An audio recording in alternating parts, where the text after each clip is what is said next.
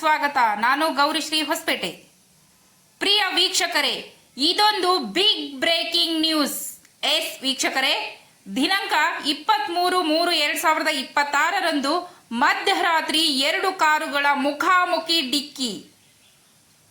ವೀಕ್ಷಕರೇ, ಹಾಸನ ಜಿಲ್ಲೆ ಚಂದ್ರಪಟ್ಟಣ ತಾಲೂಕಾ ಈ ತಾಲೂಕಿನ ಹೈವೇ ರಸ್ತೆಯಲ್ಲಿ 2 ಕಾರುಗಳು ಮುಖಾಮುಖಿ ಡಿಕ್ಕಿ. ಒಂದೇ ಕಾರಿನಲ್ಲಿರುವ 4 ಸಾವು, ಇನ್ನು 3 ಪಕ್ಕದ ಆಸ್ಪತ್ರೆಯಲ್ಲಿ ಚಿಕಿತ್ಸೆ ಕೊಡಿಸಲಿಕ್ಕೆ ಕರೆದುಕೊಂಡು ಹೋಗಲಾಗಿದೆ ಎಂದು ಮಾಹಿತಿ ದೊರಕಿದೆ.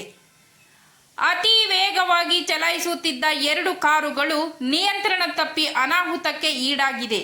ಈ ಕಾರಿನಲ್ಲಿ ಮರಣ ಹೊಂದಿದವರು ಯಾವ ಊರಿನವರು ಎಂದು ಇನ್ನೂ ಮಾಹಿತಿ ದೊರಕಿಲ್ಲ.